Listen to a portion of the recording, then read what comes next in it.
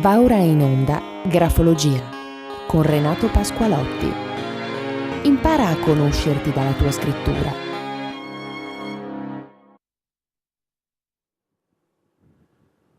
Buongiorno a tutti i telespettatori, a tutti i radioascoltatori, da Renato Pasqualotti, il grafologo.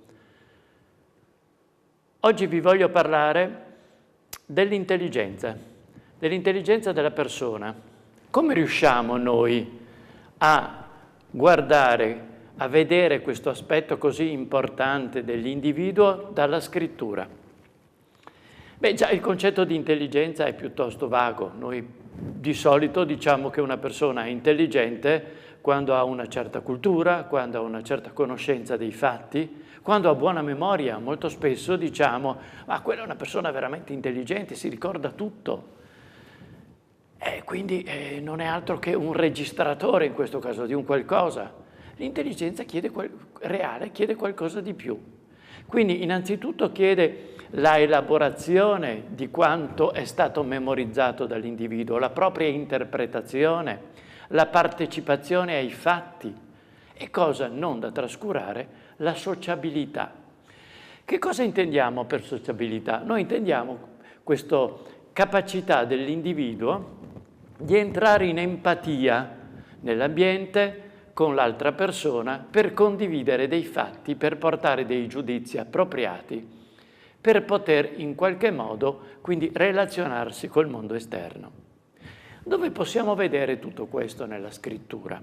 Ci sono dei segni particolari importanti per Girolamo Moretti, il fondatore di questa materia, di questa scienza, e riguarda l'ampiezza, la larghezza della lettera, intendendo per larghezza quello spazio che sta all'interno delle lettere inferiori, soprattutto della lettera A, della lettera O, della luce interna di questa lettera.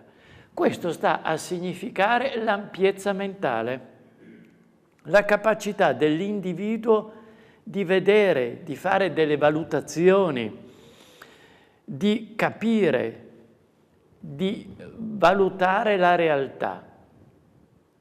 Se lo spazio è molto stretto, la persona non ha una valutazione ampia, il proprio modo di vedere viene ostentato, lo scritto, la lettera diventa stringendosi più angolosa e, come vi dico sempre, l'angolo è indice di reattività, quindi di non accettazione, di non adattamento.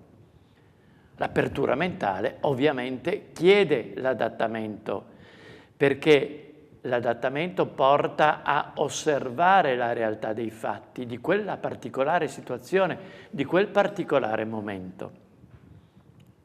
Oltre a questo, c'è anche una capacità di giudizio, di critica dell'individuo che deve essere ben forte, ben gestita.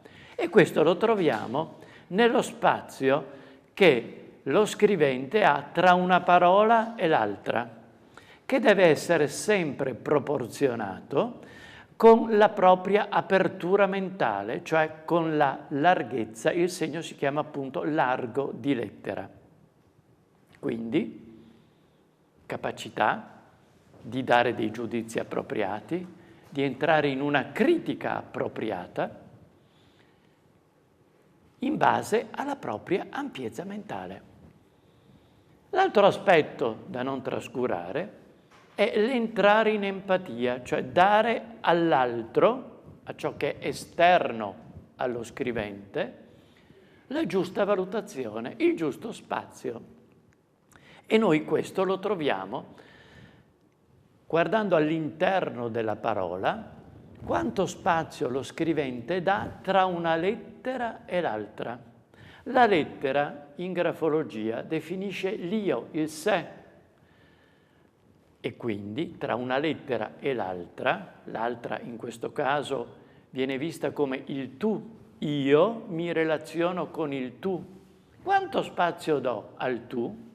Ecco, anche questo deve essere proporzionato alla propria ampiezza mentale, e qui c'è la capacità appunto di relazione.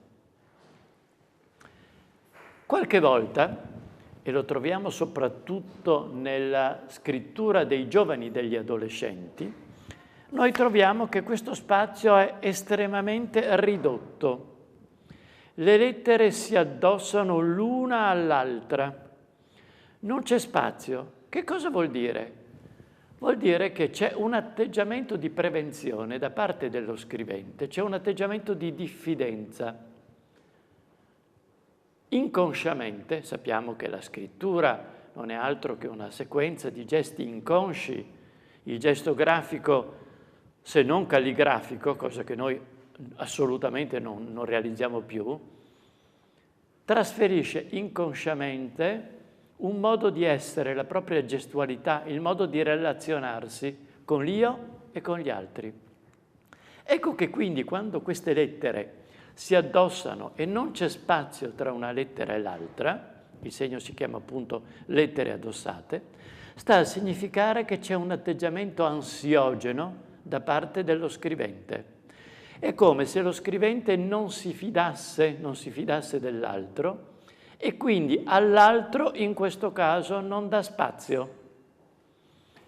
Lo troviamo appunto nella scrittura degli adolescenti, proprio perché dal punto di vista educativo noi troviamo molto spesso una figura genitoriale che dà delle indicazioni precise.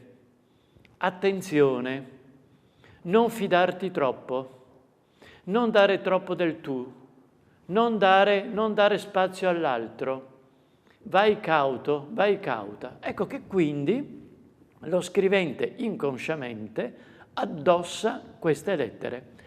Può essere una situazione momentanea, l'adolescenza è un periodo difficile con il passare degli anni, ecco che quindi con le esperienze della vita, lo scrivente dà più respiro all'altro. Ecco che quindi le lettere si avvicinano in un modo diverso, al punto tale che ci potrebbe essere una vera e propria profusione, e qui vuol dire cedere in modo eccessivo all'altro. Il giusto equilibrio lo troviamo appunto laddove tra ampiezza mentale, capacità di relazione con l'altro, di dare il giusto spazio, e capacità di giudizio sono in equilibrio. Ecco che in questo caso noi possiamo parlare di vera e propria intelligenza, capacità assimilativa, capacità elaborativa, giusto spazio che diamo all'altro. Quando le parole invece sono come delle isole nel testo e vengono quindi lasciati degli spazi eccessivi tra una parola e l'altra, eccessiva tra una riga e l'altra, noi vediamo che l'individuo, così lo possiamo interpretare, non ha una giusta collocazione nella relazione con gli altri, nella società, nel proprio lavoro. La persona si disperde, non è concentrata. Il bianco, cioè lo spazio che noi troviamo nel foglio eccessivo, sta a significare che non c'è un indirizzo preciso da parte dello scrivente nella propria vita, nella propria relazione, nella propria ricerca di una posizione precisa nella società. Sono indicazioni importanti per fare delle valutazioni nel periodo adolescenziale, abbiamo visto. Quando c'è un eccesso di addossamento, qui troviamo uno stato ansiogeno, quando noi troviamo che l'adolescente non dà spazio con il margine di sinistra, ma si avvicina al margine quasi a trascurarlo completamente, anche qui troviamo un atteggiamento di cautela. Il ragazzo non si fida, ha ancora un grande attaccamento per la figura genitoriale materna, è richiamato al passato, non si protende verso il futuro. Spesso noi troviamo addirittura delle lettere inclinate verso sinistra, il segno si chiama rovesciata.